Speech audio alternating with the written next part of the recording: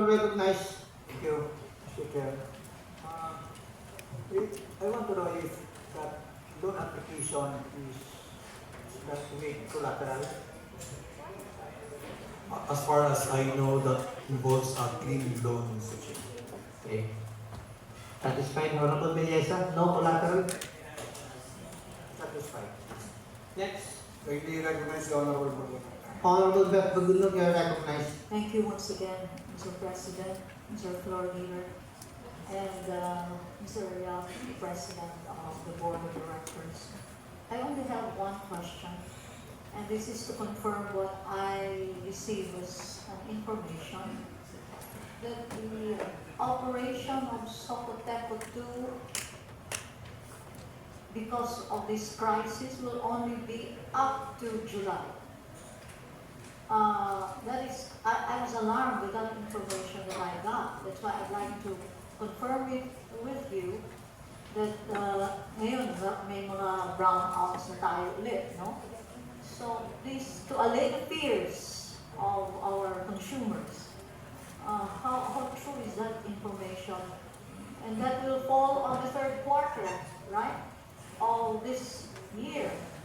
And you are saying here that you can possibly source out the fund by the third quarter of this year. Parang nag-synchronize, nag-in-sync. So, maybe know from you?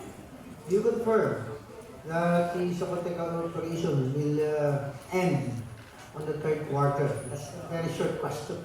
I think that's not the issue, Mr. Chair. We are still, the Socoteco 2 still continue to operate sa Okay. Satisfied, Honorable Bagulong? The operation of Socoteco 2 will still operate.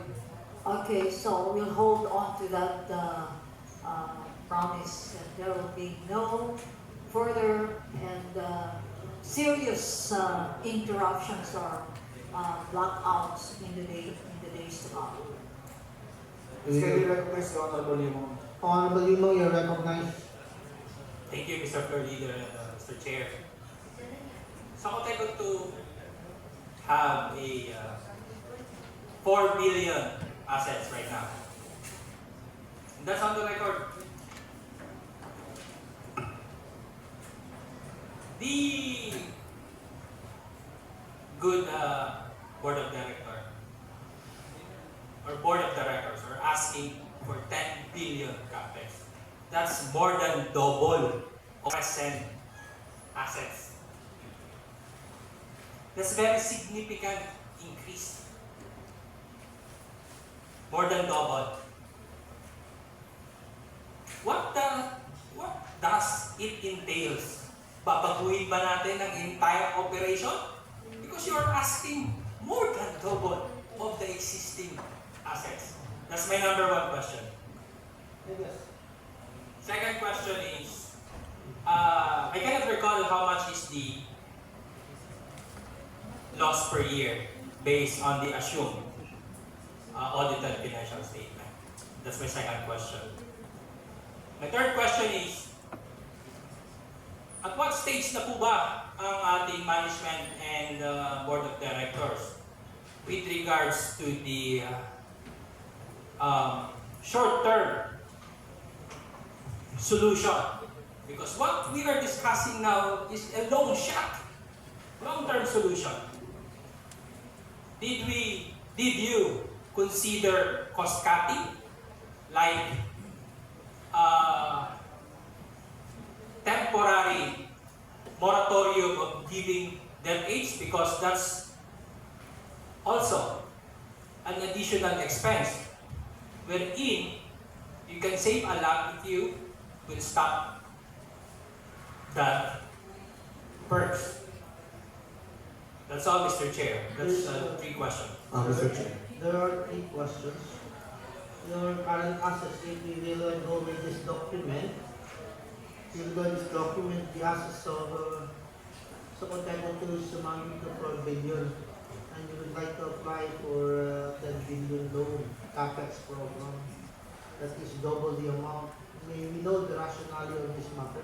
Second query was, yung second query? Wala na rin ba? Second query? Okay, so the third query, does the board of directors intends to cut Cost cutting.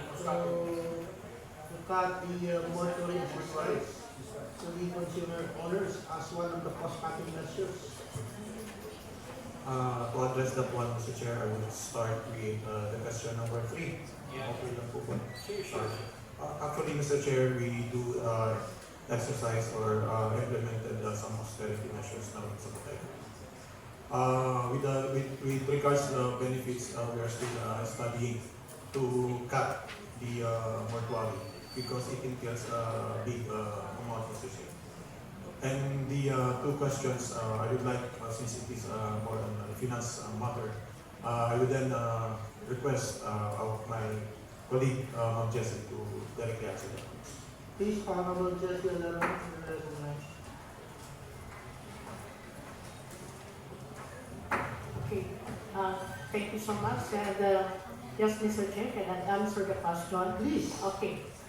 Actually, regarding the 10 billion CAPEX that we have, but this is what we call the accelerated CAPEX plan.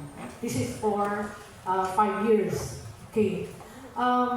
As a result of our categorization, we requested assistance from the NEA, and we sent financial and technical assistance to us. As per evaluation of the technical staff coming from NEA, we are lagged by 9 years or 10 years, something like that. So, it is true that our asset as of now is something 4.1 billion. And that is right that our CAPEX for 5 years accelerated CAPEX is 10 billion, so more than double.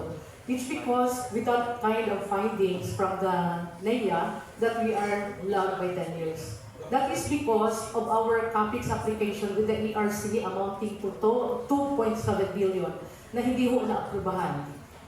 That is our 9 years CAPEX plan application with the ERC. Have it been approved by the ERC, so sana nakapag-implement kami ng aming CAPEX project. So that's the very purpose of the 10 billion CAPEX, accelerated CAPEX plan that we have.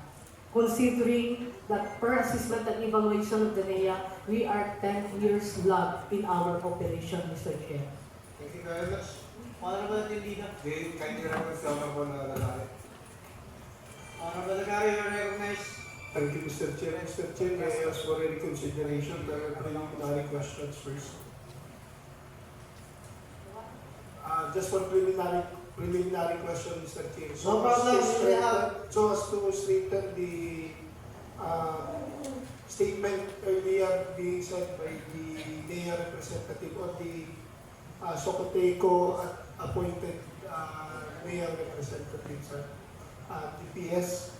Earlier, there was a question by Honorable Gakal if the if Leia is a GOCC. This is in relation with my primary question, Mr. Chair. And according to him,